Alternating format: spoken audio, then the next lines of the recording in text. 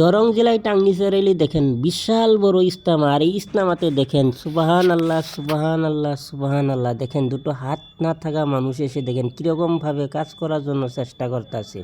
সুবাহান আল্লাহ, দেখেন সুবাহান আল্লাহ। দেখেন দেখেন কীভাবে বাঁশ নিয়ে যাইতেছে। দেখেন দুটো হাত নাই, কিন্তু আমরা দুটো হাত থাকার সত্ত্বেও আমরা ওখানে কাজ করা তো দূরস্থান, ওখানে ইজতেমা হইতাছে এটাও আমরা জানি না।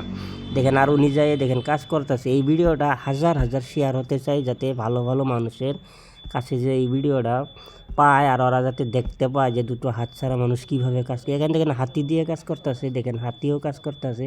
আর এখানে দেখেন মানুষটা কাজ করার টাইমে যখন আমি জিজ্ঞাসা করলাম যে আপনার কাজ করে কীরকম লাগছে, উনি বলতেছে দেখেন অনেক ভালো লাগছে কাজ করে। দেখেন কি খুশি, দেখেন কি খুশি। দেখেন এই ভিডিওটা হাজার হাজার শেয়ার করে দেন, ভালো ভালো মানুষের সামনে যাতে এই ভিডিওটা যে পায়। দেখেন সুবহানাল্লাহ।